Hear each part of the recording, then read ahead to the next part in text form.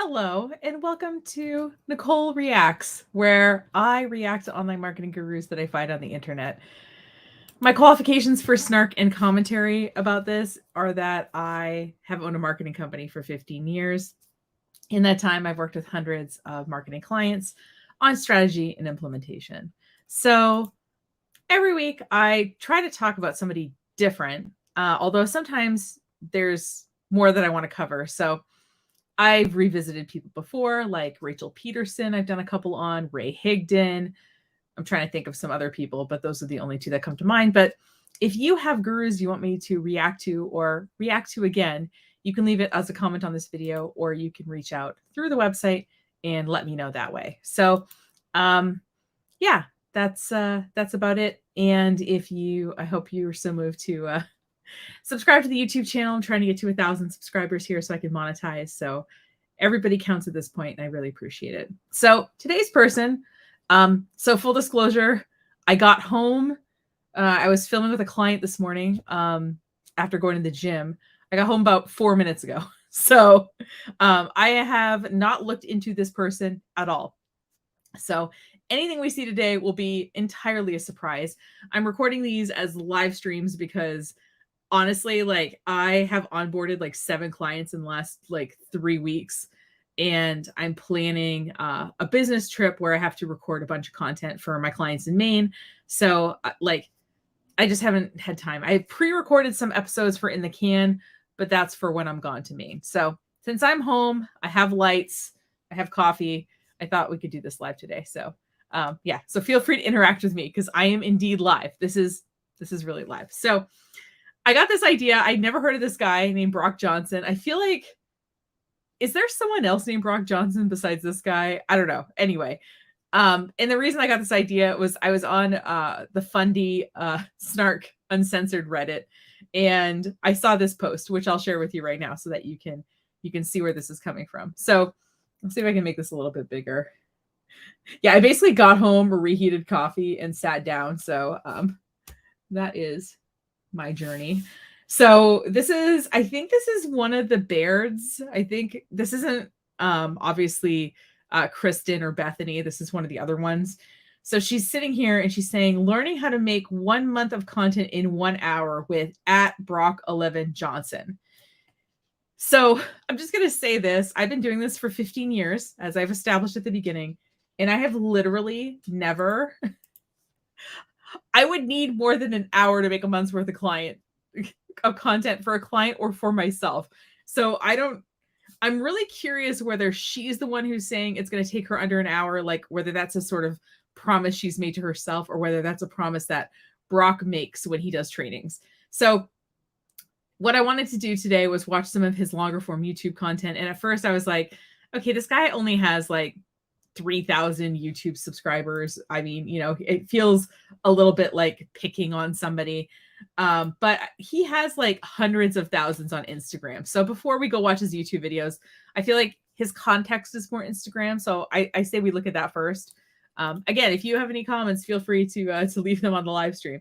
So, oh, by the way, yeah, it's funny. I can't get this stupid ChatGPT thing to go away. Okay. I installed this ChatGPT thing in my Chrome browser so I could use it to help me write emails and stuff.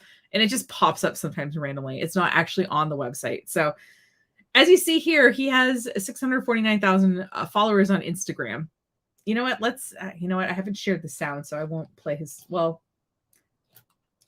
anyway, I'll come back to this in a second. Who am I? Start here. Oh, okay. Got it. This is going to be, you know what I'm going to do? I'm going to stop the share and reshare the, I'm going to reshare the thing with the sound. So you can only share one tab with the sound at a time with this. So, okay. So what I'm going to do is I'm going to reopen and restart here with the audio. So never met before. Hi there. My name is Brock Johnson. It's my job to help you grow on Instagram. This is literally what I do for a living. I first started my business back in 2017 as a way to help parents keep their kids safe on Snapchat. But as platforms evolved, so did my business. And eventually I grew into an Instagram coach. Over the last 1.5 years, I've been blessed to grow my Instagram by over 1,000 new followers a day. In fact, over that time, I've been averaging 2.4 reels posted per day, which has earned me the nicknames in some circles, the Reels King.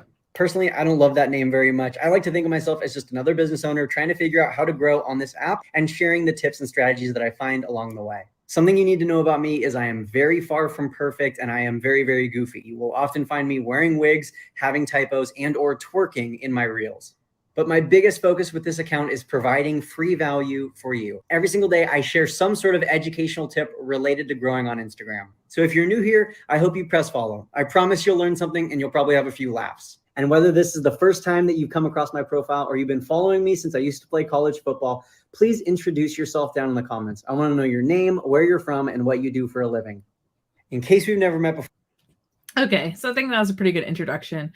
And okay, so a little bit about him. I love how he's like, I started my business back in 2017. I started my business in 2007. Oh, okay. God. So, all right. So let's actually, since he bragged about his reels, I think let's look at a couple of reels. Let's do it. Why not? We're here, right? I'm going to, okay. I want to check the dates. Oh, I have to click on each one to see the dates. So what we're going to do, I'm just going to like click on them to see the dates. So 1 second. So this one was posted 15 hours ago, 1 day ago, 2 days ago, 3 days ago, 3 days ago, 4 days ago, 4 days ago, 6 days ago. Oh, he skipped a day. Okay, so he's not posting 2 reels a day. He might have been at one point, but he's certainly not now. Now that video, it looks like it was recorded, the one we watched in full was recorded 33 weeks ago. So maybe he just isn't doing it anymore. But I think it's interesting when these people say that they're doing something to see if they're actually doing it, because a lot of the time when you actually look into it, that they're not. So let's watch some of these. I want to look. Let's look at this one. Hold on. At the beginning of your videos. When you use the word you in your hooks, it grabs your audience's attention and makes them feel like you're speaking directly to them. In fact, according to one study, posts that include the word you in the hook receive 66% higher engagement. And when you speak to your viewers like this, it also makes them feel more personally connected to you as the creator. Let me know if you are going to use this in your next video, and don't forget to save this post if you learn something new. So he mentions that there was a study, but not what the study was, right? Like that would be way too useful. And yeah, we're supposed to say you in the videos. Got it. Okay. I'm gonna look at a couple more. I'm not gonna watch his wedding videos. Oh, dear Kim Kardashian. This one should be interesting. Followers to get a ton of views. The quickest and most reliable way to increase your visibility is with influencer marketing. Essentially, you can borrow platforms that other people have already built in order to promote you, your offer, or your account. And not only is it way cheaper than running ads or boosting posts, it's also 11 times more effective. But finding, tracking, and managing influencers ain't always easy. I mean, where do you even start? Dear Kim Kardashian, will you please promote the Insta Club Hub? Send. Definitely not that. I recommend using a tool called BuzzGuru. BuzzGuru gives you access to over 27 million influencers and access to analytics to help you with every step of the way. It is so easy to search for, discover, and find influencers just like maybe this Shalene lady, and then get connected so that they can start promoting whatever you want. Just comment the word buzz right now, and I'll send you the link for a free 7-day trial so you can check it out. You don't need a ton of followers to get a ton of views.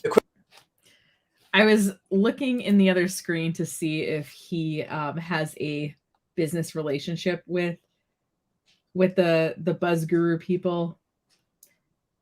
And it sounds like he has a special offer. So I'm guessing that he's at the very least an affiliate for this program. So that was like a little commercial for this program.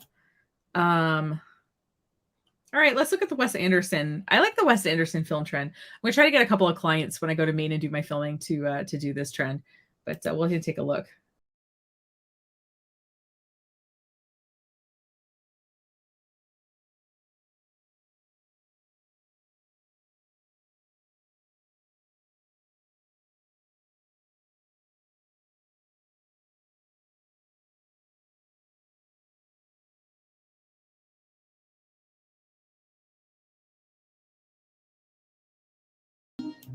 Okay. Like, so for the Wes Anderson trend, like if you want to do it, I saw a really useful video about it. Basically what you do is you do a lot of like straightforward shots, um, or these kind of, or like it's either directly ahead or 90 degrees. And it's a lot of sort of still shots. And if there's movement, the movement is moving through the shot. So pastel colors. Anyway, there's a sort of theme to making these little videos. I love how he just says he's at a speaking event, not at what speaking event he's at. I think that's interesting. So let's see. I'm just looking for, okay, let's watch an Instagram hack. And then we'll start watching a longer form videos. I just want to get an idea. It seems like this guy is an Instagram coach. So it seems like his primary platform is Instagram. So didn't know about. When you're on the stories camera, select this little down arrow on the menu and then select the hands-free mode. But then here's the trick. Hold down on the record button and a 3, 2, 1 countdown will begin. That way you have time to move away from the camera and get set up before the story starts recording. Then when you're done, just hit the button again to stop the recording. And if you just learned something new, you know what to do. Double tap and then hit save. Instagram hack that you didn't know about. When you're on. All right. So we have an idea what this guy is. I also want to look at his Instagram social blade actually right before we go look at the video. So let me share that screen now. So one thing that we want to do right when we're looking at anybody online, especially if they say that they're an expert in growth or something like that, is we want to see like what their account looks like, because if they have special insight or whatever, we should be able to see that reflected in how their followers are changing, right? Or not changing, as the case may be. So if I'm really good at Instagram and I say that I'm really good at growing followers on Instagram, I should be able to demonstrate that on my own account. So this is Social Blade. And so we see here that, and we'll look at the uploads thing too. I guess that's another way I could have seen like how often he uploaded, but it doesn't say how many reels, it just says how much media he's uploaded. So so we see that he is growing. So his followers, it looks like, are generally increasing over time. It looks like he's gotten 9,000 followers. Yeah, 9,330 in the last 30 days. And we can see this goes back to August of 2018. So monthly increases. Oh God, this is so interesting. So I said the wrong thing last week. I said the x-axis. This is actually a y-axis that's going up and down. So you see that every line, every little tick mark on this graph is 20,000. So that's why 1 month he has 522, and then the next month he has 175. And there's literally, it looks like no difference between those two things. So it's just because half an inch has to represent 20,000. That's why it's not really showing anything. He got 29 followers in October of 2018, negative 47 in November of 2018. Okay, so it looks like he started growing really rapidly. In particular, he grew really fast in April of 2021 and May of 2021. And then he lost a lot. And then, so I don't know. This graph actually looks okay to me. I do believe that this could be mostly organic. Or if he is paying for ads. Actually, you know, we can check the Facebook ads library. So let's forget the exact link. Here we go. So I'm just going to check and see if he's running any ads now. And that'll give us an idea. Like we see what his graph looks like right now, which is like sort of typical-ish growth for him. So I'm just checking this to see if he's running anything in the ads library. All ads.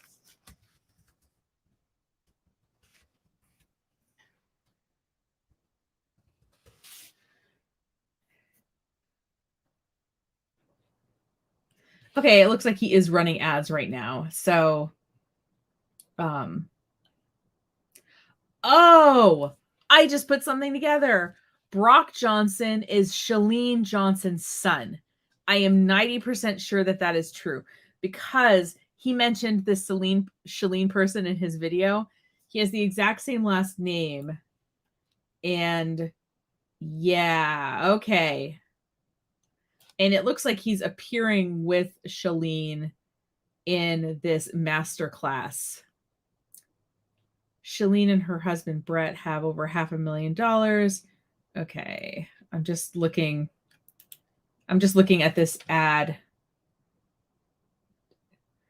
Okay, join this virtual workshop with Shalene Johnson and Brock Johnson. Okay, so I think this is a mother's. It's not her husband. I know what her husband looks like, and it's not him. And obviously, he looks very young to be her husband. So he is running ads, but he's also Shalene Johnson's son. Okay, that explains it to me. Just figured it out. Hey, DC. Yeah, I was like, why does that name sound familiar? Because, yeah, it's Shalene Johnson's son. So if he pretends he made all his money being an Instagram coach, he did not. He came from rich parents, which probably helps a lot. Okay, so I had promised that we're going to watch some longer form content from him. So like I said, when I went to his YouTube channel, I was like, oh, am I just picking on like a small creator, right? Ugh. So yeah, so he has his own new videos every week. Let's check the publication schedule. So he says new videos every week. So latest videos 1 day ago, 3 days ago, 4 days ago, 7 days ago. Looks like he published 4 videos that week. Okay, so 10 days ago, 12 days ago, 2 weeks ago, 2 weeks ago, 2 weeks ago. Okay. So again, another group of 5 videos in this case. 3 weeks ago. Okay, so now we're 3 weeks ago and then 1 month ago. Got it. Okay.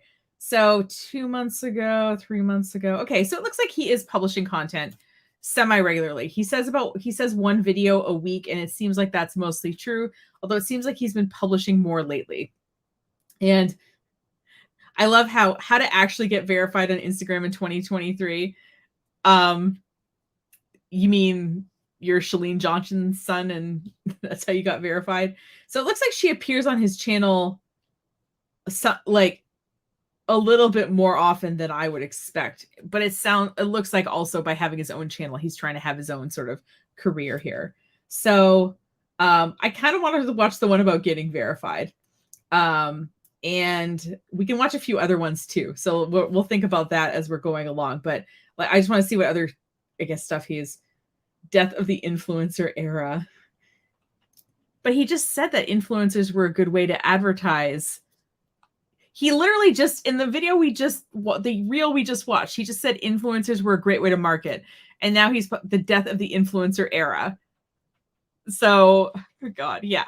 Like, totally DC. He's building his channel off his mom. Exactly. My God. Okay. Thought his yellow background would show up in the branding of his thumbnails, but I don't see it. Yeah, it looks like he's like doing a lot of kind of co-branding stuff with his mom. Yeah, it does seem like yellow is his thing. Like the yellow captions, it looks like, you know, he's using kind of his yellow as his accent color with the background of the photo and all that. Let's look at his website really quick. Brock. I started writing Brick. I don't know. He has his website's like Brock Johnson TV or something. No, okay. I put in TV because I thought that was in his URL, but I'm just gonna like.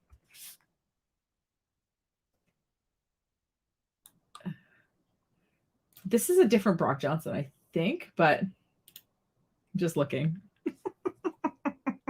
Brick Johnson. Oh, okay. Come on. Okay, fine. Maybe I'll have to go. Hold on. I'm going to go on his Facebook and just click on the website from there.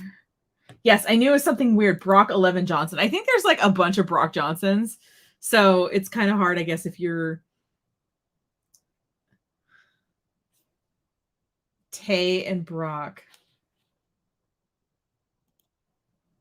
Oh, wait. They're trying to be like a couple influencers. Okay, hold on. Sorry, it started auto-playing. It threw me off, but I'm going to just like... Okay, so this is the Brock11Johnson.tv goes here. And it looks like they have 6,000 subscribers. Videos every Wednesday. Home is where the road is. Oh, are they doing hashtag van life? How to live a healthy life as Southern California entrepreneurs. Oh my God. This is like that couple content that I feel like was really big like 5-ish years ago. Do you know what I mean? Yeah, that, that private jet life. All these people. Oh my God. Life update. We're leaving California. Cuban, like when I see this stuff, my first thing is like, who cares? Like, who cares? My boyfriend and I joke about starting a couples channel. There's all these, so my boyfriend's Asian and I'm not. And there's all these like Asian man, white woman couples who have these YouTube channels where like they talk about, they like, oh, like, you know, in my case, oh, Nicole's gonna try kimchi, like, you know, and so we always joke around about like starting a channel like that. He's like the most private person ever, and he would never do that. But also, I would never want to do that. Yeah, yeah, DC. I love that DC is like an amazing designer. So if you have not heard of DC, you should go follow her on YouTube. She does great anti-MLM content, and she'll talk about things like design as they're going along with slides and stuff, which is fantastic. Yeah, like you can't clearly see the text on the thumbnails, right? Do something that it's at least visible. Yeah, exactly. So oh my God, these people. Okay. So he's trying to make his like the fact that he's married a thing. And it looks like, according to the video that we saw in the reel that he posted 33 weeks ago, he got married less than a year ago. And I will say, as someone who had a very short marriage, like I don't recommend making your whole life about being your whole content about being married until you know everything's okay for a while. Just personal experience here, folks. I mean, not that I ever made content in that way, but I don't know, just it's a little bold for me. So anyway, I'm gonna click on the how to get verified on Instagram video, because I'm really curious how he's gonna tell us normal people to get verified when Shalene Johnson is not our mother. Oh my God. These auto playing things are just getting me down. Okay, so let me share the window. Okay, so this is an 8-minute or 18-minute video about how to get verified on Instagram. So let's see.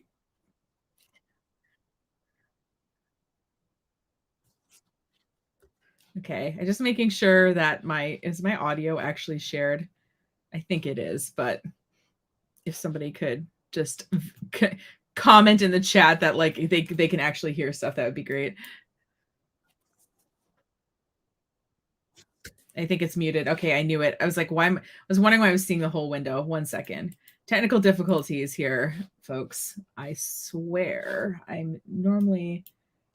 What I really want StreamYard to come up with, or what I really need to do is I need to like figure out OBS so that I can share multiple windows with sound at the same time.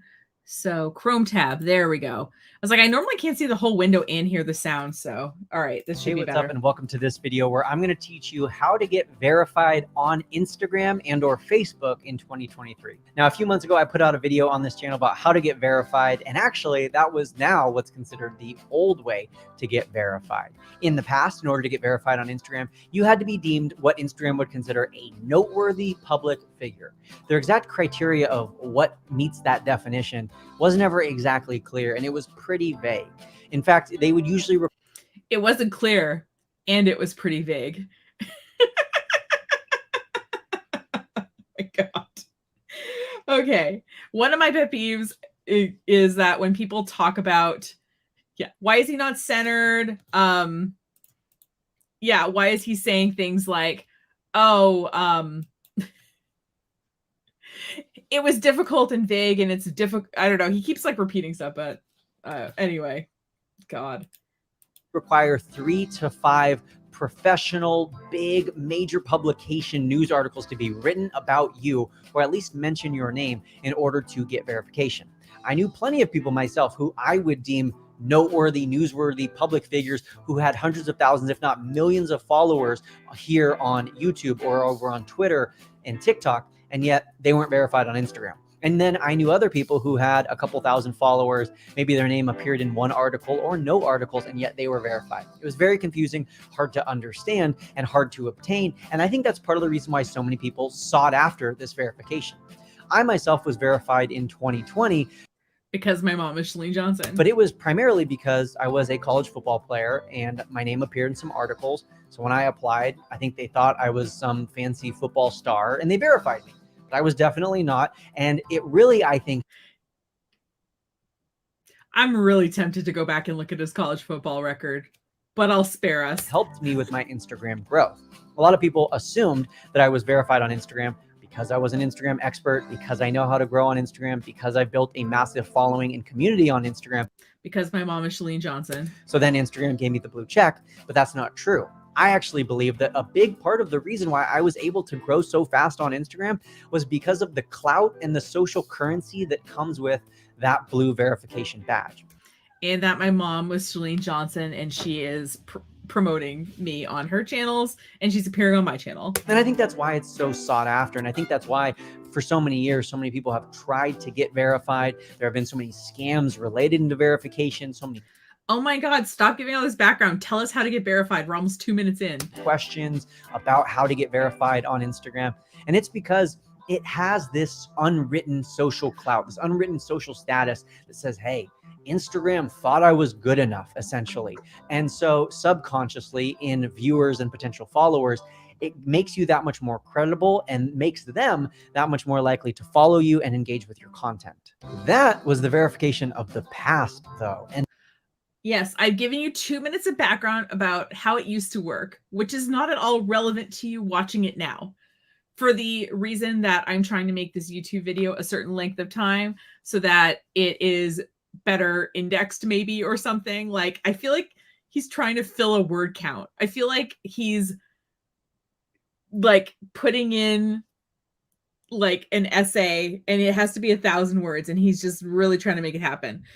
And the new verification is going to be available to pretty much everyone. It's going to be way more widely accessible. And so I think that this clout component, this social aspect, social currency aspect might actually decrease over time. But we're going to get to that later. I don't want to get ahead of myself. The purpose of this video is to teach you how to get verified in 2023. How can you actually do that? Well, like I said a moment ago, Instagram has made it so much easier because of their new subscription service called Meta Verified.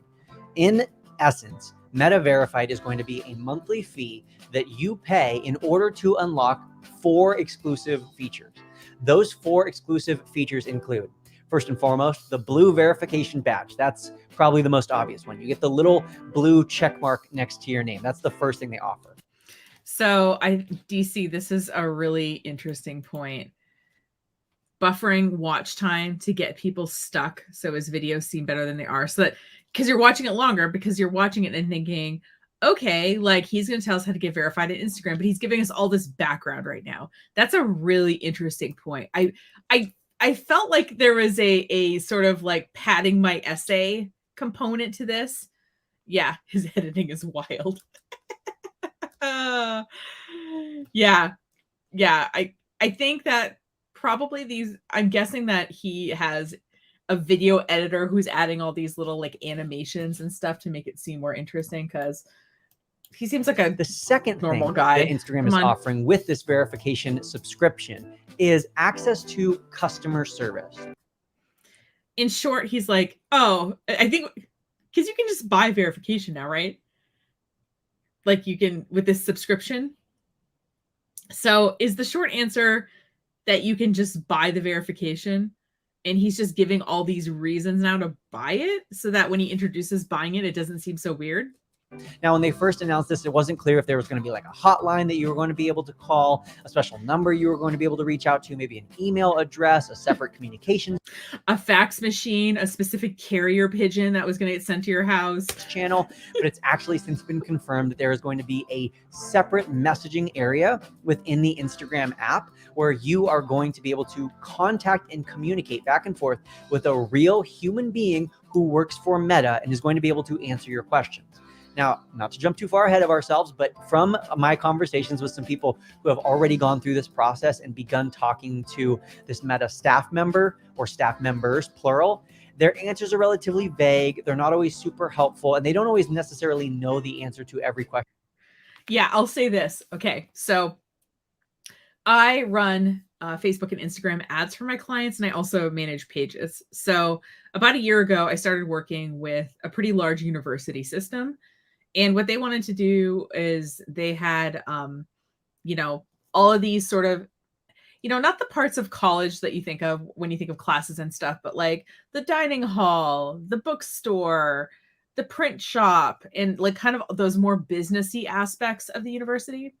So what they were trying to do is get all of these entities under one Meta business suite manager thing, so that this one account would own all of the properties and could distribute access to them in a central way. And that one admin, because if your page is set up without that kind of structure, one admin can delete a page. You know what I mean? So I talked to 10 different Meta people about the issue I was having trying to set up this account for them. And they kept saying, well, someone else with the address university.edu already has a business manager account. And I kept saying, yeah, it's a big university system. I'm sure that multiple people have business managers with, university.edu email addresses. So can you put me in touch with someone at Meta who does stuff with universities? I can't be the only person who's having this problem. And so I got a call yesterday. So in the middle of work, I got a call from Palo Alto. It's usually either Google or Facebook trying to call me. And so this was Facebook. And so he's like, I have been, doing this for 10 years. I said, cool. I've been doing this for 14. This is my problem. He's like, I said, okay, let me forward you the whole. And I read back through it. And you guys, I have a lot of flaws as a person, but I am fucking patient. Okay. When it comes to, I was patiently explaining in all of these different threads exactly what the problem is. I had screenshots. I had things I had tried. I had, and they kept saying, oh, you just can't have more than one. Can you ask someone at the university if they already have an account? Like, sir, there's over 10,000 people who work at this university system. Like, I can't do that. Like, you work with big companies. How do you do this with big companies? Anyway, so when he says he talks to the Meta business people and they're vague, yeah, usually when they call me, I know more about their platform than they do. So when they can't ever solve my problems. So then they pass me off to somebody else. So after the 10th person, I just told the university that I couldn't help them. And the university actually happened to call me the other day and said, hey, where did we leave this? And I told them. And then this guy called. I thought that was funny. Anyway, point being, Meta Business Suite, whatever people who call you, they don't know any more than you do most of the time. All right, I'm going to shut up, but that was quite the tirade. Sorry, but so them being like, oh, you're going to have a customer support person. Cool. I don't know if this guy or girl is going to be able to help me with anything, honestly. So, all right, I'm going to shut up now. God. So Meta, if you're watching this, can you please train your customer support people better? Or I don't know, you can hire me and I can support your hardware clients once I have access to your backend platform to be able to solve some of their problems. Oh my God, hold on. Hold on. My computer. Of course, my computer's like, oh, you want to do a software update? No. But even just the opportunity to contact support and ask questions of Meta staff. You can already do that. If you have a business account, you can submit a support ticket. You can contact and they will call you, especially if you're buying ads. Something we've never been able to openly and regularly do before. And so this is one of the new features offered with Meta verification. You can if you buy ads. Like I said, they have a whole support ticket system. They will get on a call with you and all of that. So you do not need to verify yourself to be able to get support. The third feature that they're offering with Meta Verified is increased account security and protection against hackers. I think that's awesome and something that we all want. The fourth and final just turn on two-factor authentication. Problem solved. Thing that Instagram is offering with Meta Verified, and I should say that actually Instagram and Facebook, because Meta Verified does apply to both IG and Facebook, is increased protection against impersonator accounts. Basically, Instagram will be proactively, this is what they say, looking out for accounts that are going to be impersonating you as a verified user and shutting down those accounts. Now, originally, there was actually a fifth benefit or feature of Meta Verified, and that's that you were promised to get an increase in reach. You're going to get some new features. We promised you this thing and then we took it away, I guess. But yeah, I mean, I don't know. I feel like all these things are sort of extra things that most of us don't really need, but okay. You're going to get early access to different things, priority in the feed, and you are going to be able to reach more people, get more views and more potential followers if you paid for verification. This was definitely the most controversial of the early promises behind Meta Verified, because some people, oh my God, we get it. This was something that was promised. It's not there anymore. Why are we still talking about it?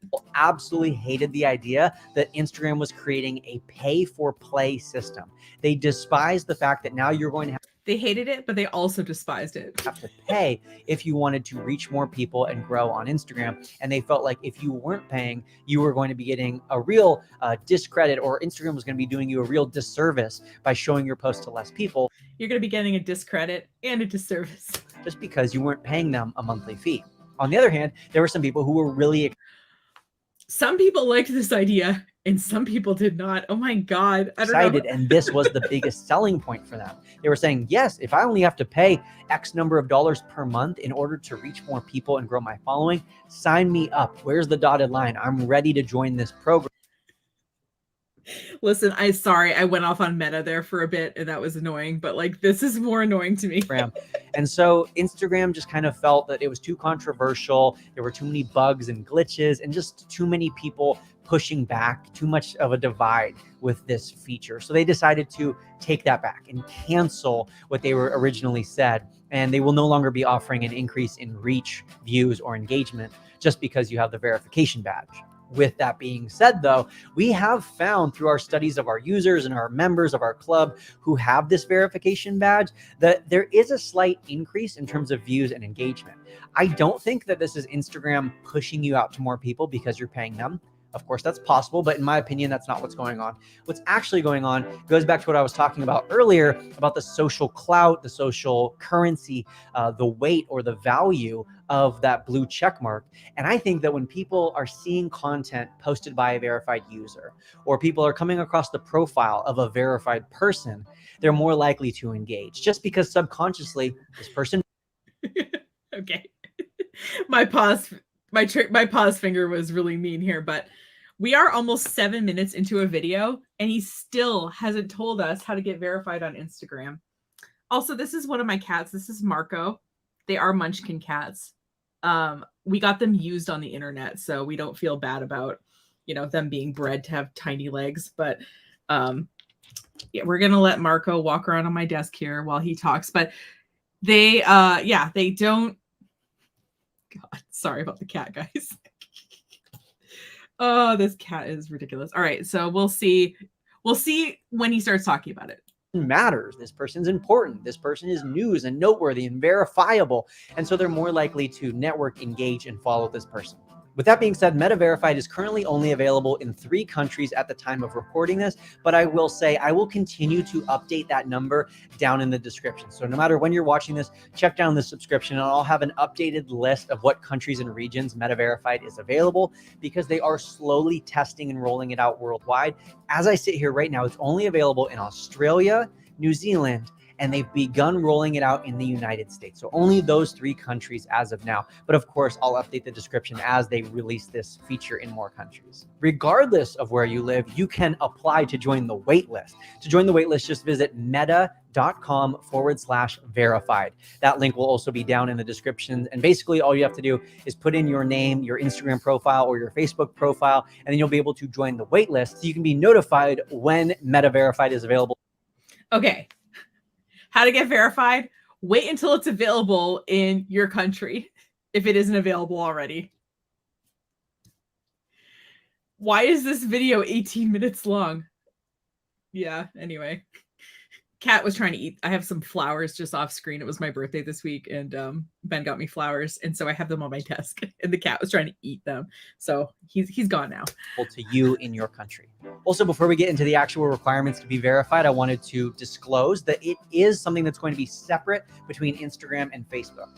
If you decide to be verified on both, you will have to pay a separate fee. You will have to go through separate verification, and it won't just be like a universal blue check that's applied to all of your Meta profiles. You will have to go through a separate process for both Instagram and Facebook. Yeah, why wouldn't they make you pay twice, right?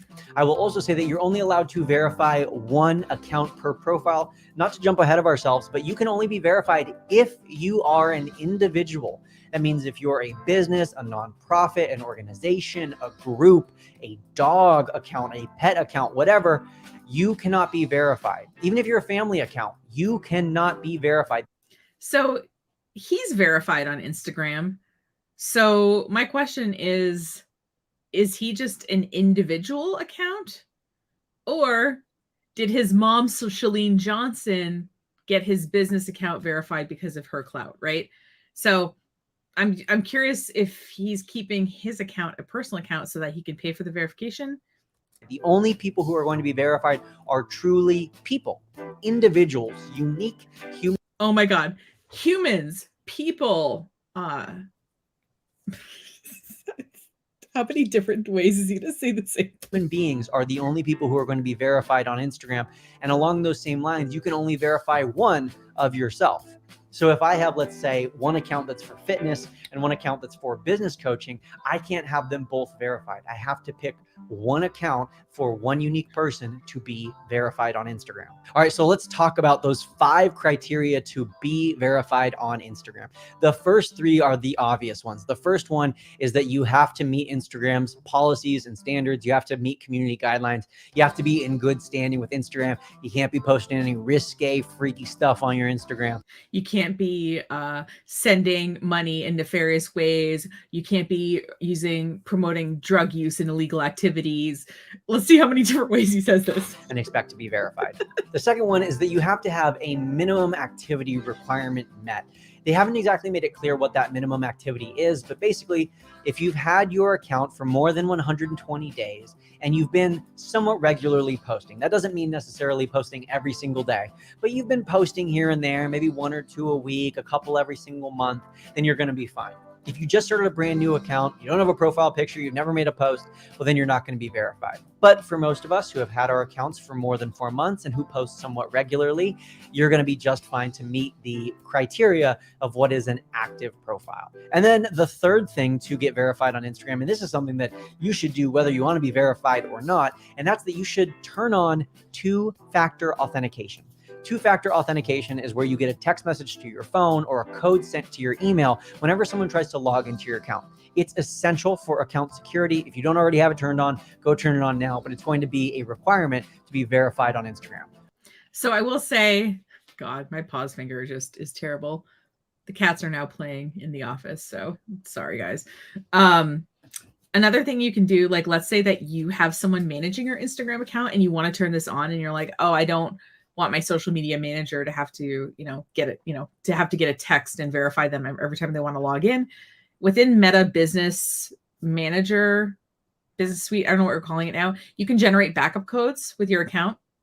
So you can generate up to 10 backup codes. And what we do for our clients is we, have them log in, or they either let us log in and generate them, or we tell them how to do it. And then we put those login codes in our password management system. And then when we use a code, we delete it. And then when we're down to 2 or 3 codes, we go ahead and generate some more backup codes again. So this way we're not like, oh crap, we have to post something and we can't get into the account. So you can have 2-factor turned on without, and still have an exterior person managing your social media. So it's not, so turn it on, because there are ways for people to get into your account who need to, and leaving it off just for those couple of people for security reasons, I don't think is a good idea. So turn on 2-factor. There's ways around it for those of us who need to get into your account otherwise. All right, so those are the first 3 requirements. Those are kind of the 3 more simple requirements. These next 2 are where Instagram starts to make people decide, like, hey, do you really want this or not? And this is where you're going to kind of have a gut check of, is this worth it for me? And I do want to stress that this is something that I believe should be your own personal choice. I don't think that just because I'm doing it myself or some other coach or expert tells you that you should do it, that you absolutely have to. At the end of the day, this is not mandatory. This is a choice. This is a choice that I will explain more at the end is, in my opinion, a worth it choice, something that is a good decision, in my opinion. But by no means do you have to do it. And by no means should you feel pressured to spend this monthly amount of money in order to get verified on Instagram. But those final 2 out of the 5 criteria are where people start to get a little bit nervous. And the first one is that your profile has to have your name somewhere in it, either in the username or in the Instagram name, also known as the title of your Instagram, the bold text at the top of your bio.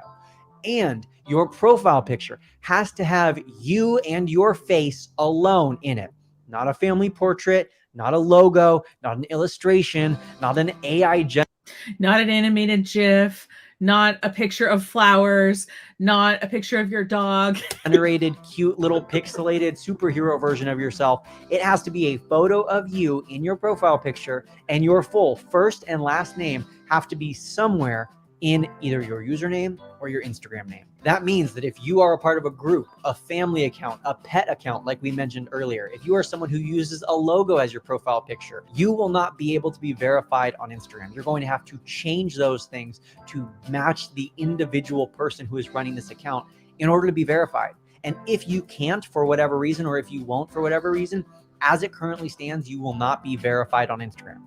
You have to do this. And if you don't do this, you won't be verified. This video could have been like 5 minutes long. Now, it's possible that in the future they may change this. They may make it so. They may change it, but they're not going to change it now. So why are we talking about it? Businesses can be verified in groups and people who don't have an individual representing the profile, so that those people can be verified. But as it currently stands, it's only unique individual people. And the reason that they want a picture of you as the profile picture and having your full first and last name somewhere on the profile is because the 5th and final criteria is that you have to upload an official government document in order to verify your identity. Now, it's not exactly clear what they will and won't accept, but it seems like they're either looking for a driver's license or a passport in terms of identification to figure out if you're the real you. So yes, you will actually have to take a picture of your. You probably had to do something like this if you, like, I think when I made my business manager account, I had to prove my identity as like, I had to prove my identity, and then I had to show like some business paperwork, like that I had access to the business. So, I think I ended up submitting like my passport and my corporation paperwork, and I think that verified it. So I think you might also sometimes have to do this if you're maybe setting up payment processing. I know we've had to do this for a couple of clients where someone else owned their domain name and they wanted to get it back. So one thing that they have you do is they have you sort of write a letter, on letterheads saying that you want your domain back. And then, so like this happened to one of my clients. He had a kayaking company. So the person who did his previous website bought the domain name and refused to give it back to him. So what we did is we contacted GoDaddy and we said, hey, so then we wrote a letter on the kayak company's letterhead, and then he submitted a bill at the kayak company's address. So if you get like, say, an electric bill or something at a location, typically if you're getting that sort of thing that shows the address of the business, that's proof enough. And then we submitted his passport, and within a couple of weeks, he was able to get his domain back. So you might have to do this sometimes to verify things online. So I don't know why he's acting like this is a really like unusual thing, but ID front and back and upload it to Instagram along with your first and last name in order for them to verify your account. Now, like I said, this is where people start to get a little unsure if they really want Instagram to have their government ID. In my opinion, I think it's worth it. I think that it's not something that's necessarily going to be stored and easily accessible to a hacker. I think that, in my opinion, Instagram already has my name, hundreds of photos of me, hundreds of videos of me, and they even actually have my social security number for when I had to sign up for Reels bonuses. So I think it's worth it. For when he had to sign up for Reels bonuses. So I think he's paid by Instagram as a content creator, and not all of us are in that position. So I think it's not much more than I've already given them in the past. I've already given them so much of my data. I've been using the app for 12 years. And so for me to upload a photo of my driver's license, not that big of a deal. You might also, just so you know, like if you decide that you want to be, say, a content creator or something, you can make a free EIN number. Like you can be a sole proprietor and you can make an EIN number that's separate from your social security number to do your business stuff. You can go on irs.gov and you can fill out a form and get this sent to you. I think it might take like 15 minutes. There might be, maybe it happened fast for me because it was during regular business hours, but yeah. So if I were you, rather than putting your social security number on a bunch of stuff, I would set up a separate EIN number, and it's free and everything, by the way, too. So if you get to a website and they're making you pay for an EIN number, that is not the government. That is somebody trying to scam you. So set up a separate EIN number, and that way you don't have to give everybody your social security number.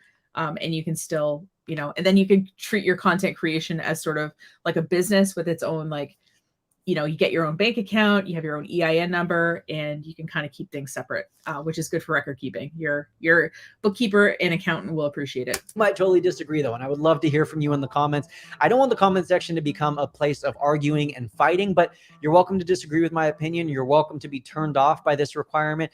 You're welcome to leave constructive feedback. You're welcome to... I would love to hear from you. What's your initial thoughts as you hear about this? Are you thinking, hey, this is kind of what I expected. I got to verify. So we're 13 minutes in and this video is 18 minutes. So is he just going to vamp for 5 more minutes? That's what I'm curious about. I'm a real person. Or are you someone who is very scared right now because you do not want to have to upload official government IDs just to be verified on Instagram? Let me know down in the comment. All right, so those are the 5 requirements that you have to meet in order to be eligible for Meta verification. Once you are eligible and you have joined the waitlist, you can apply to be verified. The application process is relatively simple and straightforward. And from what I've heard, it's also relatively quick. It's not something that takes days or weeks or months to get completed. It takes just a few seconds for you to fill out the form, type in your name, upload the photo of your ID, press submit. And then usually within a few hours or even a few minutes, you'll get verified. You'll get the blue check mark and you will get access to all of these features. Of course, you will also have to pay the monthly fee. I've mentioned that a few times, and Instagram hasn't said what the universal fee will be. And I don't think there will be a universal fee. I think it will. Apologies. Vary from country to country. And what we've already seen. I'm going to mute myself here.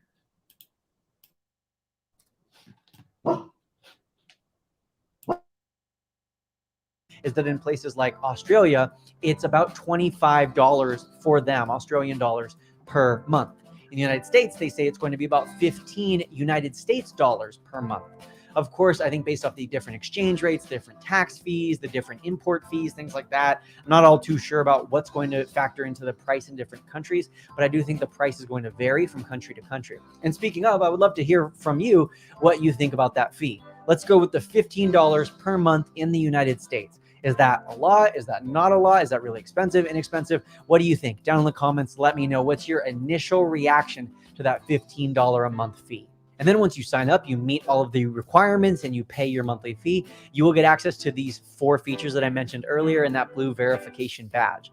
I do want to note that Instagram specifically said, if you have any accounts that are like backup accounts or they are Finstagrams or, just accounts that are yours and they have your face and name on them, but they're not like your public or your main account, those accounts may be in jeopardy of being deleted as possible impersonator accounts. So they said to make sure that any other accounts that you have are a part of the same accounts center within Meta so that Meta can say, hey, This person is verified, and all of their other little extra accounts, we're not going to delete those because they're owned within the same account center. Also, another note that I wanted to make, once you're verified, it is extremely hard, if not impossible, to change your profile picture, your username, and your Instagram name.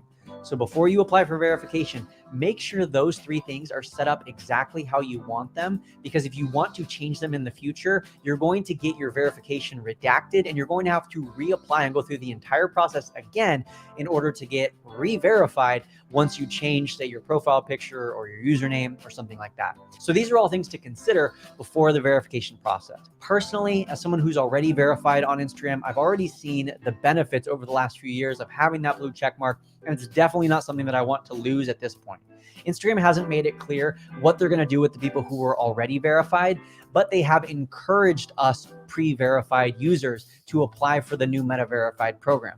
Of course, they're going to encourage us because they want us to spend more money, but also personally, I want those extra features. I want to be able to communicate with Meta staff. I want to have increased account security and increased proactive prevention of impersonator accounts. And I want to keep my blue check mark. So I'm going to apply myself. That's my opinion. That's what I'm doing for me. Also for me, I'm going to use the $15 a month as a tax write-off because it's a business expense, but you can do whatever you want with your taxes and whatever you want with your Instagram account. I love it when people say like tax write-off. You still have to pay for it. You just get to not pay taxes on the amount you pay. I don't know. Hear from you on what your plans are. Also, he can afford $15 a month. Down in the comments, let me know. Are you going to apply to be verified on Instagram? Shalene is an 8-figure business owner. Her son can afford a $15 a month verification. Are you going to join this program? And what are your overall thoughts? Are you happy that Instagram is making this more widely available? Or do you think that's going to dilute it as a whole, make it not that valuable, but still have us paying for, $15 to $25 a month to get a few extra features? I know a lot of people believe that these extra features should just become basic and become mandatory, like our rights as social media users. It's something that we don't have to pay for. So I'd love to hear from you. Let me know your thoughts down in the comments, and don't forget to subscribe for more videos just like this. God, more videos just like this. No thanks, man. I found it really repetitive, and I also thought like this video could have been 5 minutes long if you wanted it to be. Like DC was saying, like, he is buffering his watch time so that people, because part of, I think, the YouTube algorithm is, the watch time of your videos. So, how long people stick around. So I guess holding the actual answer of how to get verified until minute 8 of an 18-minute video is one way to do that. So what I want to do is I want to watch one more video. Sorry about the dog bark. I have a Basset Hound mix. Hey there, my name is Brock to, Johnson, and welcome to my YouTube channel. It's auto playing in my ear. So my dog likes to bark at any sort of noise. So I'm gonna look for one more video to watch, and I'm gonna pick one of his popular videos. Okay, so the verification video was one of his more popular videos. So I'm gonna do a little poll for the couple of people who are here. So do we want to watch a video with him and Shalene together, or do we want to watch a video of just him? So there's 2 ChatGPT videos. One is him by himself, and one is him and his mom. So I'm just going to wait for 30-ish seconds or so. Feel free to leave a comment if you want to see the one with him and his mom or the one with him by himself about ChatGPT, and I'll give you my final thoughts on that. So feel free to leave a comment. Oh, hi, ladies on Lions. Thanks for being here. So feel free, like I said, so you can type in 1 for Brock and mommy, 2 for Brock only. There we go.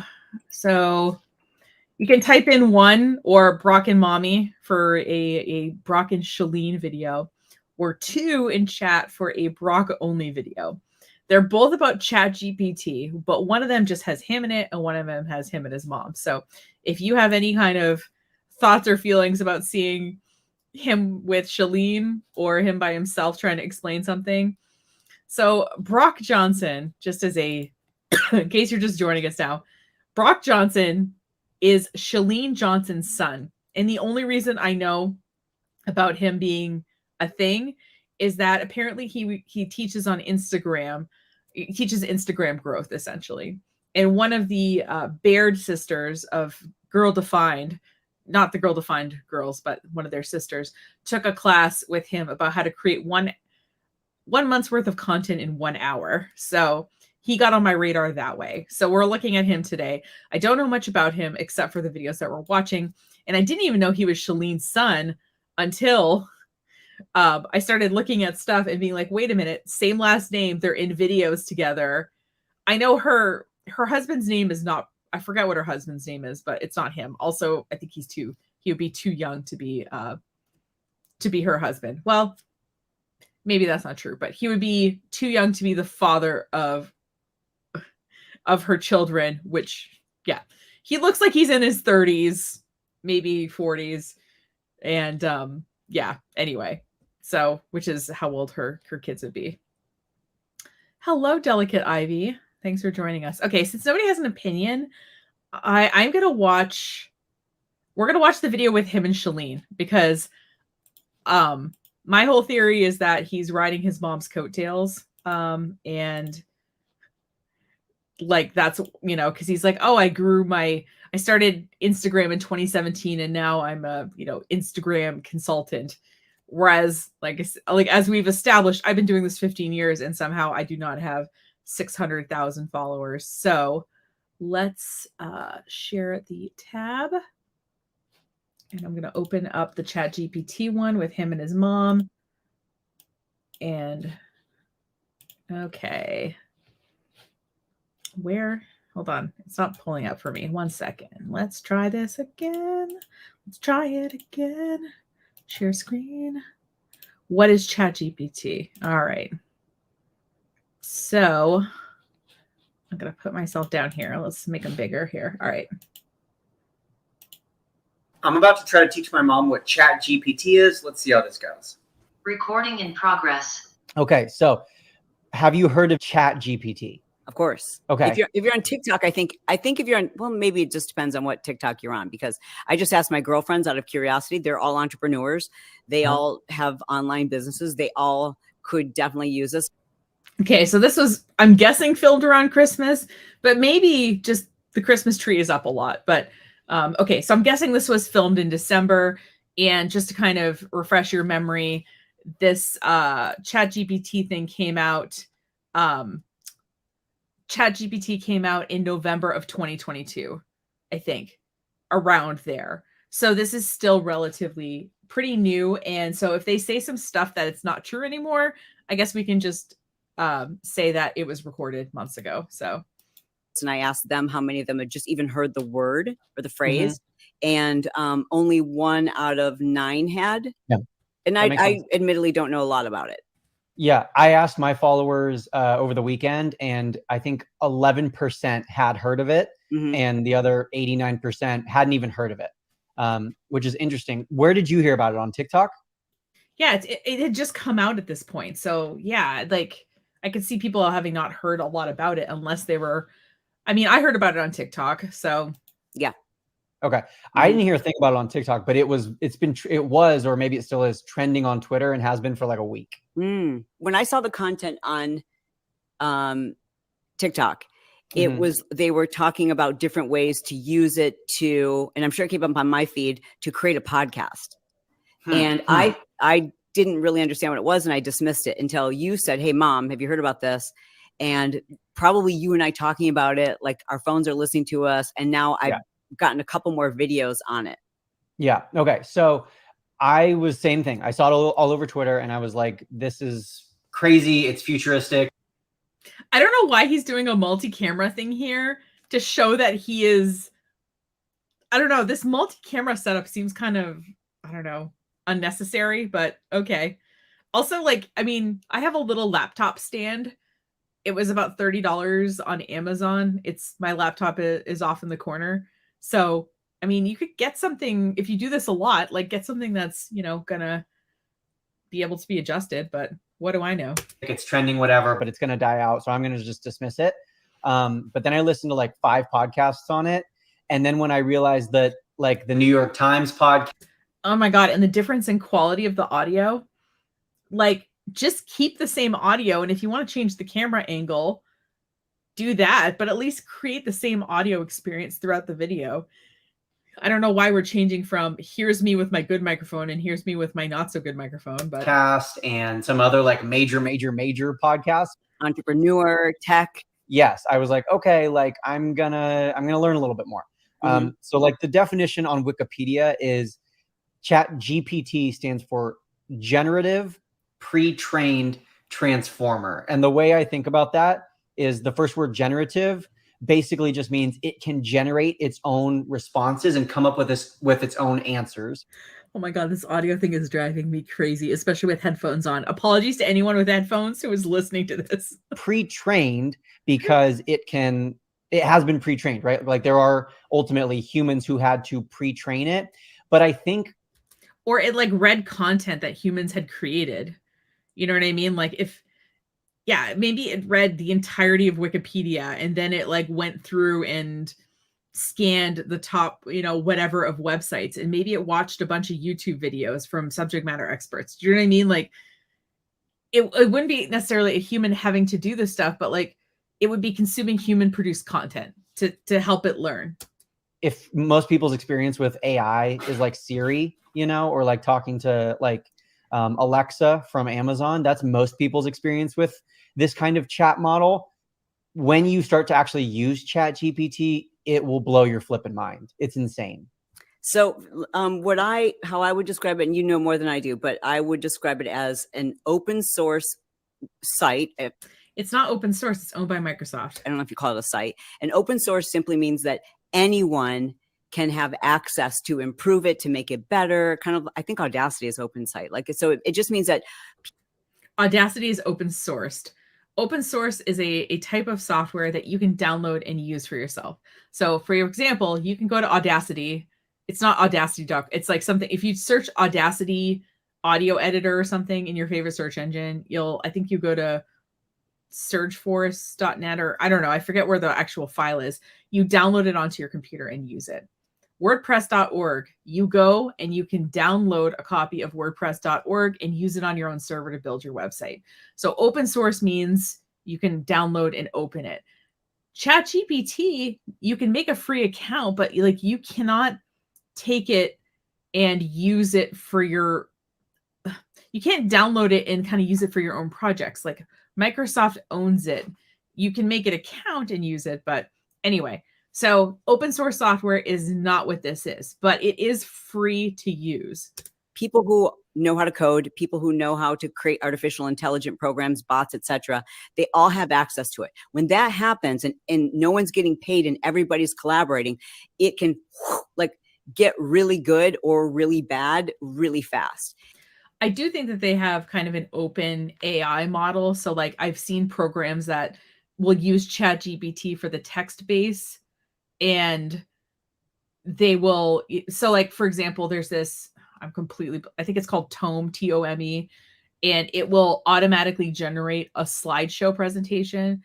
It uses ChatGPT to write the text of the slides, and it uses DALL-E for the images on the slides. So there are these companies who are creating things that use kind of bits of AI from different platforms. But yeah, I like how someone, Shoshana, I knew there must have been strings attached. Like, yeah, do you know what I mean? Like somebody has to like maintain the server and make sure that, quality control and things like that. Like all of these things, even if they're free, cost money. So somebody's paying for it. Right. So I just wanted to make sure that like she doesn't understand what open source is, but now you do. And from what I understand about my understanding of it is like, it is like an open source website that has finally said, all this information everywhere on the internet. What if we had a bot or whatever intelligence that could like almost like like the smartest person on the planet and the quickest thinking person on the planet? You could say, hey, search the whole internet, make sense of this, and then write me a summary of every podcast that's ever been produced on fill in the blank. So that's kind of my understanding of it. Yeah, I think that's a very good baseline understanding. Can we access? That's a good baseline understanding. I know a lot more than you about this, Mom, but that's a pretty good baseline. By going to a website or an app? It's a website. I think they have an app. I've only used their website. I just basically go to Google and I type in Chat GPT, and it's free. So you put in your name and your email, and it's totally free. And that's part of it right now is, like you said, it's open source. So they're trying to get as many people as they can. It's not open source. It's free. It's a freemium model. So if it's free, like you can access it. And they launched, since they've recorded this video, they have a pro account that you can pay $20 a month for. And basically the software is never down. So basically what you're paying is for quicker responses and for the software never being down. Now, if you open up ChatGPT right now and try to do a query, it might say, oh, there's too many queries, try again later, because the server does get busy. So you are paying for, I guess, constant, access or whatever. So they did launch that, I think, about 1 or 2 months ago. So this wasn't in existence when they recorded the video. Can use it because obviously the more people use it, the more they learn and the more they can rapidly improve it. So just like literally, I used it 2 days ago and I had a conversation with it, and then I accidentally closed my window and I was like, shoot, I wanted to like go back and I missed some of the things in that conversation. I wish I had saved it. And I asked ChatGPT, like, hey, can you pull up our conversations from the past? And it said, sorry, we can't do that.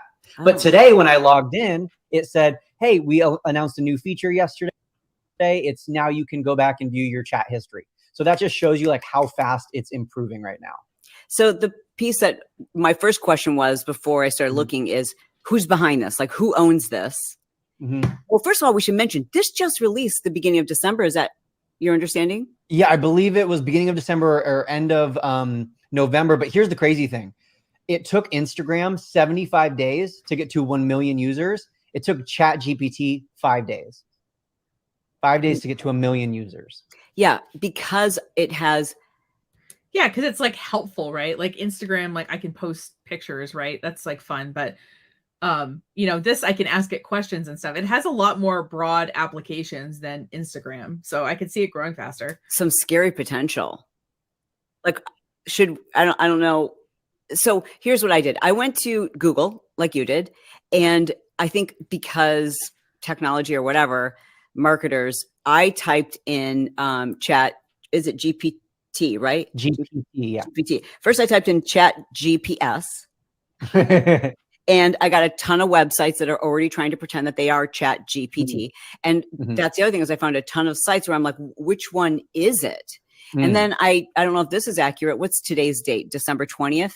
As of December 20th, I was getting TikToks today that were saying that because of the overwhelming quick popularity of it, that new people don't even have access to it. So I'm wondering if that's why I can't find it. I've heard that. Every time I've tried to go on it, it's worked. A few times it has crashed. Like a few times I've like asked it a question and it's got halfway through answering and then it just kind of froze. But if I close the window or I like reload it, it'll usually load back up. I listened to a few podcasts this weekend who were like, yeah, it's been overloaded. I can't get on. But it's weird. Every time I've personally tried to go on, it's worked right away. Even today, right before we started chatting, I pulled it up and it's loaded and sitting on my desktop right now. So because it's worked for me, I'm gonna discount the experience of all these other people and be like, well, it's worked for me. Yeah, okay. We'll put a link to the actual site.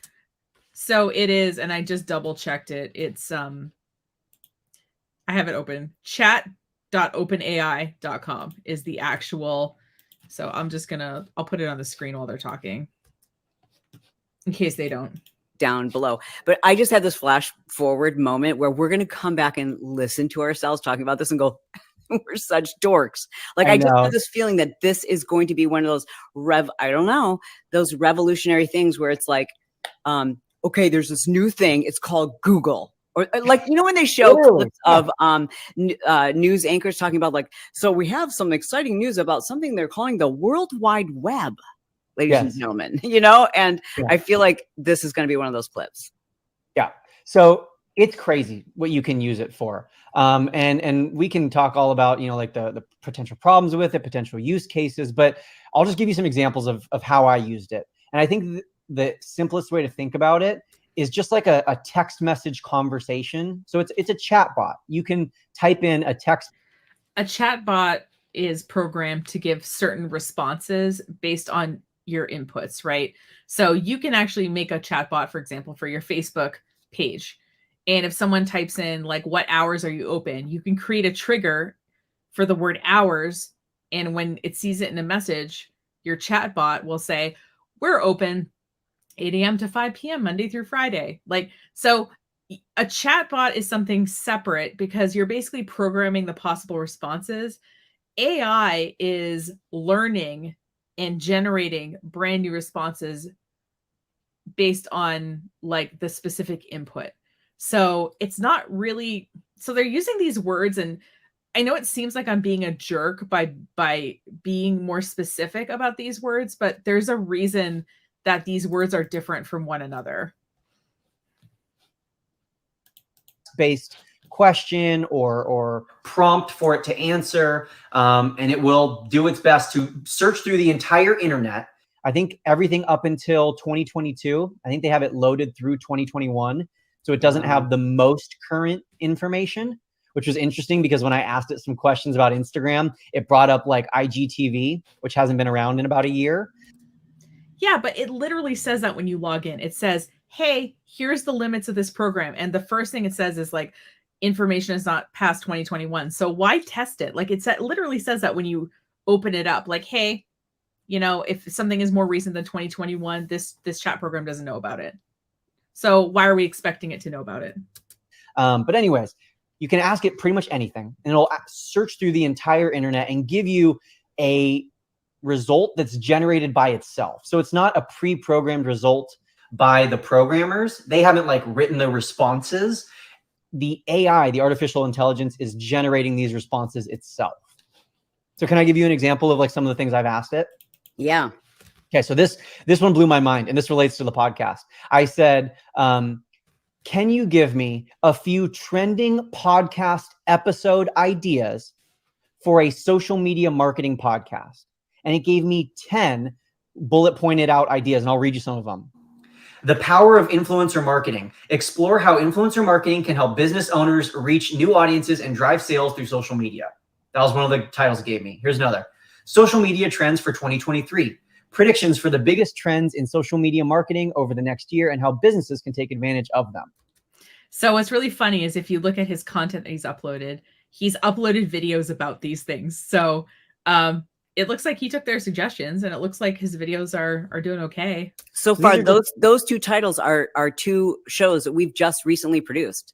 Yes. So it's like we as in Shalene and her company, or we as in her and Brock together? It's crazy. Like we're on trend. Yeah. Oh, we're on. Okay, maybe it's the two of them have a podcast. The fact that it keeps cutting to a second camera on him with the thing with the computer on on like a tote is so weird. It's coming up with these. Measuring the ROI of social media marketing, a discussion of how businesses can track and measure the return on investment of their social media marketing efforts. Like just coming up with these on its own. One interesting thing that I've noticed is it can't quite search through content yet. So I can't ask it to like listen to every podcast related to social media marketing and give me the biggest takeaways related to Instagram. I can't quite do that. But what I can do, and what I have done, is take transcriptions of podcasts and put those into ChatGPT. Yeah. The thing is, though, there's a character limit. And so for me, like, I would love to like have something summarize like my YouTube videos. So what I noticed is I can put in, if the transcript is around 15 minutes long, it'll take that and summarize it. But if it goes any longer, it's gonna cut off. So there is a character limit with the inputs that you can give ChatGPT. So just in case you want to do something like this, I'm sure the character limit's going to increase over time, but yeah, so if you wanted to say summarize a meeting or something, it can't, and the meeting went for an hour, it can't really do that. There are tools though that do that sort of thing though. Yeah. So basically it can't go listen itself, but you can give it the transcription. Interesting. Okay. So that's very interesting. From what I understand, and it will watch a video either, or I forget what I asked it a question. Wait, the other day, what did I, hold on. I'm looking at, oh, I tried to have it look at a content feed and give me 25 topics from the content feed. And it didn't, but what it did instead is it said, okay, I can't retrieve information from an external website or feeds, although I can suggest some common topics that are discussed in newsletters related to this, which seemed to be relevant to this Substack feed. So it did sort of, it tried to like help me anyway, which is kind of neat. So anyway, from, again, my limited knowledge is that it is so advanced that it literally hears and, can make sense of tone, emotion, tempo, like all of these things, not just in written content, but in spoken content, obviously, in news articles. So when I started thinking about like, oh my God, first of all, a negative is this could replace a lot of people's jobs, right? When I think, no, it's going to replace the boring parts of our job. Like, I hate rewriting tweets with a fire of 1,000 suns. And I can put in a tweet and say, can you rewrite this 10 times? And it'll rewrite it. That's the kind of thing it's going to do. It needs a prompt to work, and it needs a well thought out prompt to work. So I think it's going to just take away a lot of drudgery from certain jobs. So I think this is really short-sighted of Shalene to say that it's going to take away jobs. I think it's just going to change the nature of people's jobs. Think about people who write for a living, people who research for a living. Like, you can't copyright content that it produces. Like, there was just a court case that came out, I'm forgetting about who, but like they found that something that was created with the AI was not able to be copyrighted. So yeah, if you need creative assets and that you need to own them as a business or a person, like you're still going to need someone to create that. The AI can't do that. Also, it needs a prompt to be able to create stuff. So for me, someone with ADHD who loves to get on a tangent and just research the hell out of something, that can be so time consuming. And I only know what I know. So I think that this could really, it could impact people's work. Yeah, but it also can't fact check. So you still have to do that part. We still need humans, guys. And we still need humans for like the most important parts of this. People who do that as consultants or for their job. Yeah, totally. And I think it will. I don't think it'll be an immediate like loss of millions of jobs, but over the course of the next 5-10 years into the future, there's going to be a lot of jobs replaced by this. Myself personally, what I did, and this is a real example, I took the transcription from one of my YouTube videos. Okay. So I just YouTube provides transcriptions of everything that you post on YouTube. So I just literally copied everything that I said. I pasted it into ChatGPT, and above the transcription, I typed, write me a 15 bullet point summary of the following text in complete sentences. And it gave me 15 bullet points in complete text of summarizing what I just said in that YouTube video. And they were smart summaries too. It wasn't just like, like it didn't pull out my intro and make my intro an important part of the summary. Like it hit on the 15 important bullet points. And then I said, turn this 15 bullet point summary into a marketing email written in a casual tone. And it wrote me a 3-paragraph marketing email written in a casual tone that summarized the 15 bullet points from the YouTube video. Again, if your video is short enough, you can do that. But right now, it seems to be about a 15-20 minute cutoff of the transcript before it says, oh, sorry, this is too long. And I literally copied and pasted that into my email marketing campaign. So it was that good. Like even, when you hire a real person, a lot of times you ask them to do this assignment, you're going to have to review what it is they've written to make sure, like, is this consistent? You're still going to have to review it. What was your interpretation of what they generated for you? It wasn't perfectly in my tone. Granted, I didn't ask it or give it like my examples of writing in the past, but it was exactly what I asked for. It was casual, conversational. It hit all the bullet points. And exactly like you said, like there were a few things I had to tweak and a few minor things that I wanted to like make more in my lingo, but it was spot on, even to the point where I added a phrase. I said, and end with a call to action, directing people to watch the full YouTube video. And it added in that, and it said, click down here to watch the full video. And it like added the call to action to the bottom of the email. Dude. It freaking blew my mind. dude. Yeah. Okay, so I watched an example of someone who said, watch, I can say, give me recipes I can make with the ingredient jackfruit. And I gave him all these recipes. And then he selected one and said, show me this recipe in a grid form. So that it showed him the recipe, like breaking down, like in this, it said the quantity, the amount, what you do with it. And then he said, and it was in real time. It wasn't like it took a long time for the AI to populate the response. And then in real time, he said, turn this recipe into a shopping list. And then it turned it into like a shopping list with the exact quantities of each item to buy. To me, that is mind blowing. That's something that normally would take, an hour at least for someone to do. Yeah. I heard a really good example prompt on a podcast. The Buffer podcast is actually pretty good if you're looking for a good social media podcast. And the guy was saying that he had he knew somebody who wanted to create a meal plan, like a vegetarian-based meal plan, but they lived in Zimbabwe. So she basically prompted for it to create a vegetarian weekly meal plan based on ingredients that were available in her area of Zimbabwe, and it created it. And it would have obviously taken her like maybe hours to do something like that. But if she was a dietitian or somebody who was giving meal plans, she'd want to take what it produced and look at it and probably make some adjustments based on her training, right? So we still have to look it over. We have to give it a good prompt. We have to look it over and fix things, because we know more about our industry than the ChatGPT does. And we definitely know more about our voice than the ChatGPT does.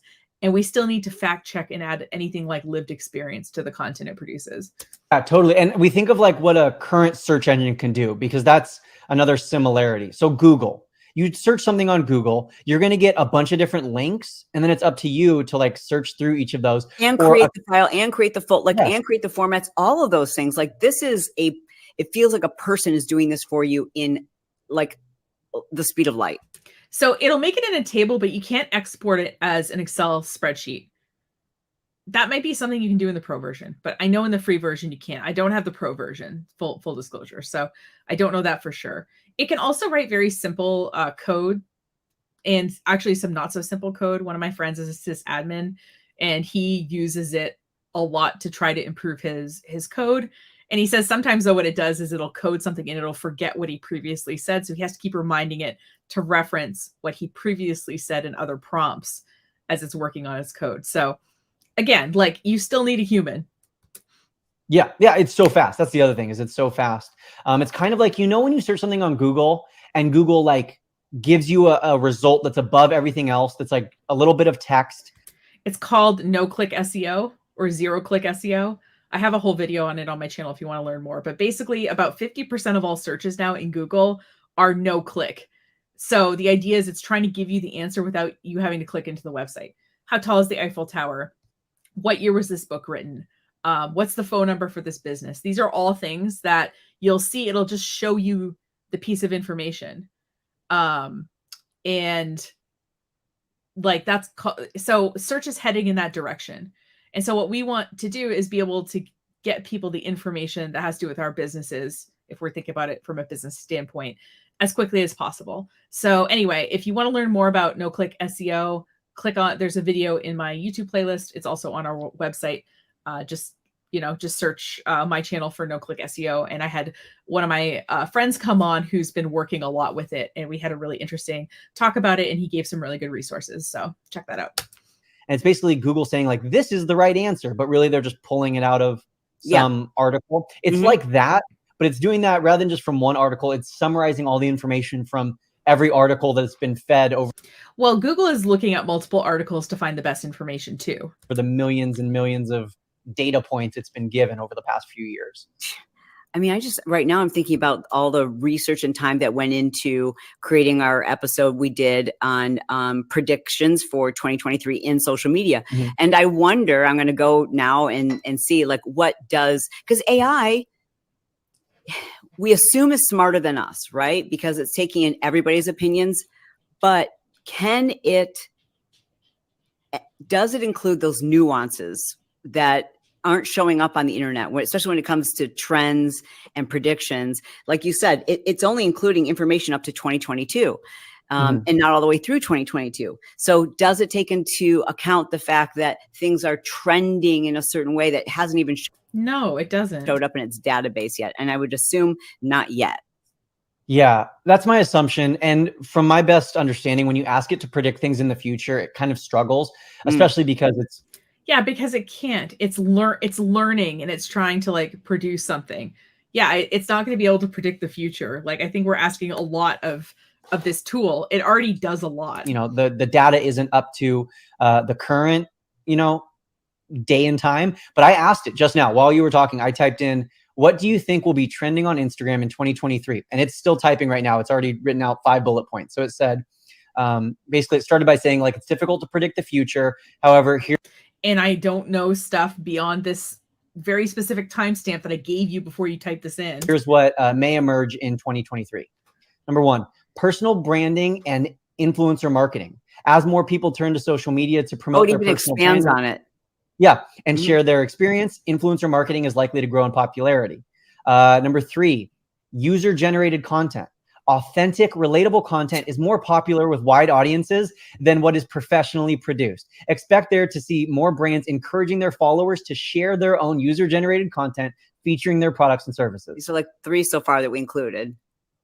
Wow. So you know, that makes me wonder. I don't know if you've ever done this. Yeah, I think I did some 2023 predictions and I think they're in my video too. This is not like, if you're in social media, like these predictions are not, you're like, yeah, of course. They're not anything revolutionary, in my opinion. If you've typed in, I'm trying to think of something recently. I was prescribed a medication and I typed it in Google to find out like what side effects there were. And I found that there were probably 9 different popular sites, and word for word, it was all the same information, exactly the same. Like, I don't know if they're all paying like one writer or one source, but like all of the major quote unquote health popular websites all have exactly the same text. Are they paying the same writer, or did they all go to ChatGPT and have it generated? Oh. So it makes me wonder if a tool like this means we're going to see a lot of this. Like if people and companies start using a lot, is everyone going to be offering the same information because it's right off of ChatGPT? I think to an extent, yes, but also you have to, if you even change the prompt a little bit, it changes the output. So I don't think it's going to be the biggest problem. Also, it's not pulling from a database, it's generating the content on the spot, and the odds that it would generate the exact same content twice, I think, are slim to none, because it's constantly learning too, right? So like if you were asked a question and you gave an answer, and even if you were asked the same question like right after, you would probably phrase your answer differently. And I think ChatGPT will be similar, but that's just my opinion. Yeah, that's really interesting. I would imagine that in some cases where it's like fact-based evidence, like the side effects of a common drug, you know, you might use ChatGPT, or a lot of these websites might, because it's going to be the same information. It doesn't necessarily matter as much how it's written. But I think on something like a blog or something that's like a marketing email, I think that's where you can get into a tricky situation if you're not staying true to your own tone and your own branding. So the people who really will benefit from using this is figuring out the right way to use it so that you're still getting unique content and not just the same thing that everybody else typed in. Or you're getting good content. And they got that answer. Yeah. I also wonder if, so for example, is it going to show us, like I'm reluctant to mention some possible negative uses, and my brain even went here, but like, could I type in that I want the home address for said celebrity? Here we go. Yeah, well, let's ask it. What's Lady Gaga's home address? I will say that and every time he types, his computer shakes because it is on. We haven't seen it in a while, but it's if you're just joining, it's literally on a plastic tote, and he's typing like this, and so it's shaking every time he types. Oh my god! The production, of this. Creators, the programmers, they do have some safeguards built in. So if you ask ChatGPT, like, how do I build a bomb? It won't tell you. And in fact, its response won't just be like, sorry, I don't have the answer. It will say like, there's the container I was talking about. So every time he types, the whole thing shakes because he's using the built-in webcam. It kind of almost like passive aggressively, or like kind of like it's judging you for asking that question. Like you shouldn't ask that sort of thing.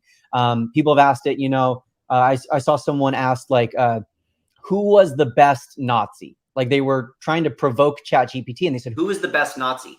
And ChatGPT was like, basically something along the lines of like, I'm not going to answer that question. and to ask if or who the best Nazi is implying that the people who created a mass genocide did it, and like kind of instructed them or corrected them in an educational way, but also kind of told them off a little bit. But of course, Brock, that makes me curious. Like, how will this be monitored? So, for example, if there's a political opinion and you know people are kind of divided about something, could Chat GPT be like the ultimate answer? Like, you know, and who's monitoring it so that Microsoft owns it? It's not open source, because the thing with open source, and even like WordPress being open source, is a little misleading, because WordPress.com is the business arm owned by Automatic, which is a company, and they sell, you know, WordPress.com. They have hosting and they sell domain names and all that. And the WordPress.org is the nonprofit part. So truly open source projects aren't regulated, and that's the whole point, right? They're supposed to be like something that people build upon and all of that. So, but Microsoft owns it. So, okay, if someone asks ChatGPT something ridiculous, right, and they act on it, is Microsoft responsible because they own the software, right? things don't become I mean, where's the morality or the ethics or because it's open source? It's not open source. Stop saying that. yeah. So I think that's the one of the major. It's learning, right? And it's learning based on information. So what information is being fed, and how is it going to learn not only the correct information, but also when something can't, you know, when something is more nuanced, how will it figure out what is correct, right?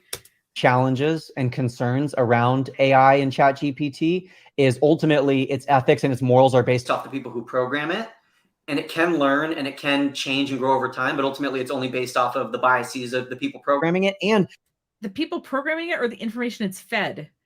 The biases of the data it's already been given. So I asked it about Lady Gaga and it said, I'm sorry, it is not appropriate to disclose personal information such as someone's home address online. It's important to respect people's privacy and not to share that personal information without consent. Will you ask it how tall Chalene Johnson is? Yeah. How tall is it's shaking? But also to speak on the fact of like political things, obviously, since it's not up to 2022, asking it super relevant questions, like super trending or, you know, happening now questions, it might struggle with that answer. It will, because it literally says when you log in that it cannot give you an answer for this particular time period. So like, why are you pushing this? I don't understand. It's not as current, you know, it's still a year behind. So here's what it said about how tall Chalene Johnson. So it didn't give your exact height. It said Chalene Johnson is an American entrepreneur, fitness expert, and author who is known for her fitness programs and workouts. It's not publicly known how tall Chalene Johnson is, but it is not appropriate to disclose someone's personal information such as height or weight without their consent. Oh, that's kind of cool. I can find it on Google. Yeah, I'm sure you could. I think it's, I feel like it might be on Wikipedia. Hey, let me, you know, we didn't prepare for this. Hey, we're recording this and putting it out without having prepared for it. Okay, listen, I get that, like, I got home like 4 minutes before this live stream started, but I prepared for it, okay? But if I were to challenge you to think of ways that entrepreneurs could use this to save them and or make them money, what are some ideas that come to mind for you? I think just ways I've already used it myself. So summarizing long form content, that's summarizing a YouTube video or a podcast, and breaking it down into really small bite-sized chunks that you could then reuse. Only if it's under 15 minutes. So you could ask ChatGPT to create bullet points, say from a YouTube video, and then you could take each of those bullet points and say, hey, expand on each of these and turn them into a script for a short video. That's another thing I've done is I've taken the bullet points from a long video and turned them into bullet points for a short video. I've also had it do a lot of research for me. So I've had to do a lot of research into trends, what's happening within the market, what's going on with Instagram and Twitter. And I think about the fact that I could use every single Shalene Show podcast. I could just enter that transcript and ask it to turn it into a blog. I'd be curious to see if I could ask them to summarize that blog and give it the total number of words I wanted it condensed to. Research for the topics that I spend so much time doing research for all of the shows, whether it's, our business podcast, Build Your Tribe, which, by the way, if you're watching this on YouTube, it'll be linked below. And the research that I do for the Shalene Show, which is all like lifestyle stuff, and it's all over the place. I think it could be really an interesting case to use it to rewrite blogs that I have done in the past, or to go through past content and look for I wonder if it could find things that are outdated. I bet it could. So I asked you right now, I said, write a 300-word essay on podcast influencers, and it's writing, and it just started. Podcast influencers are individuals who have Oh my God. I sent Ben away for several hours so I could record this. And I texted, you saw me like texting earlier. I was like, hey, can you give me another half hour? So, God, these people are like kind of insufferable. So I'm just gonna let it play like another minute, and then I'll give my thoughts here. Who have significant followings on podcast platforms and use their platforms to share their thoughts, experiences, and it's writing me a whole essay on it. But yeah, you could say something that specifically. It's crazy. I think also, we do so much split testing, right? And that's very expensive as entrepreneurs to do split testing. Like, we've got to pay Facebook, TikTok, Instagram for these ads. But if we could ask AI to report back on some of those findings for us ahead of time, we could avoid doing that. You still need to split testing, by the way, is like giving a certain group of people one thing and giving another group of people a different thing. So you only want to split test one thing at a time. So for example, when you send an email newsletter, half of your email list gets this subject line A, and half the email newsletter gets subject line B. And then you see which open rate is better. So like, you still have to run the test. So I'm not really sure how AI can help with this. I also feel like the grasp of this is pretty, tenuous. I feel like they're just like having a discussion, and it was like, oh, let me go on the screen and see what it'll say. And they said they didn't prepare for it. So anyway, so Brock Johnson, do I think he knows what he's talking about? Well, if he says you can create a month's worth of content in 1 hour, I can definitely say that as someone who's been doing this for 15 years for literally hundreds of kinds of businesses, I cannot think of one client who I could create a month's worth of content for in 1 hour. Including myself, including my own business, which I know very well. I have all the assets ready to go and everything. So, and it seems like, I don't think Brock Johnson is like the Instagram expert or anything. I think he happens to be Shalene Johnson's son. And and apparently you can get verified with something like that. So I think this is a nepotism situation. I'm sure he knows.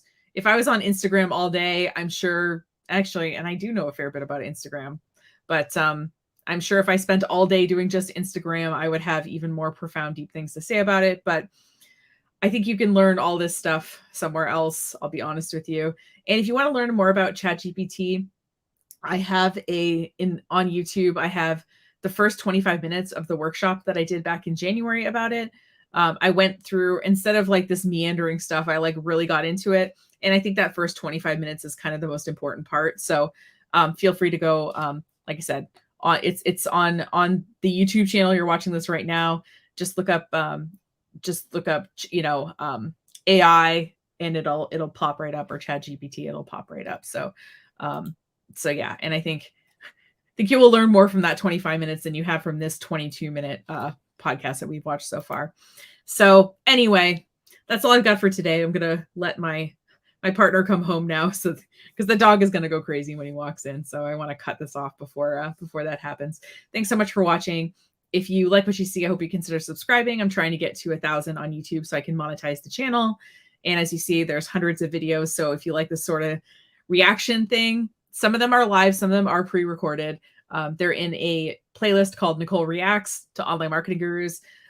they're also all on the blog. So if you want to search there, you'll see not only my YouTube content, but over 1,500 blog articles I've written over the course of 15 years about all kinds of marketing topics.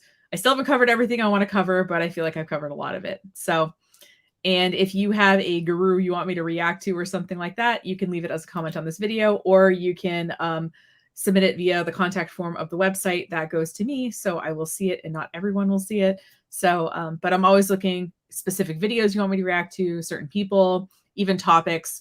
I'm totally open to what people want to hear about.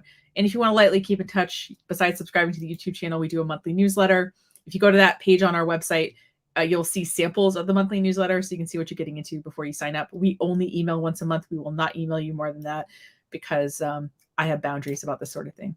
So thanks so much for watching. Have a great rest of your day, whatever you're up to. And I think I'll have to do this on Saturday again. I'm going to go back to recording once life slows down a little bit. But if you like the live stream, you can let me know. That's great. But I do like pre-recorded content so I can get out the awkward parts and get everything really dialed in. But I appreciate you guys hanging out on the live stream. So thanks so much to all of you who have. And, you know, to summarize it, I think this this comment from Ladies on Lions is really, you know, if we want to summarize the whole chat thing, like we still do need humans. You know, the humans have to get the prompts. The humans have to fact check what ChatGPT is telling them. The humans have to refine the input by giving ChatGPT more information and all of that. So, yeah, humans are still needed, at least for this next little while, in my opinion. Thanks again for watching. Have a great rest of your day, and I will see you next time. Take care.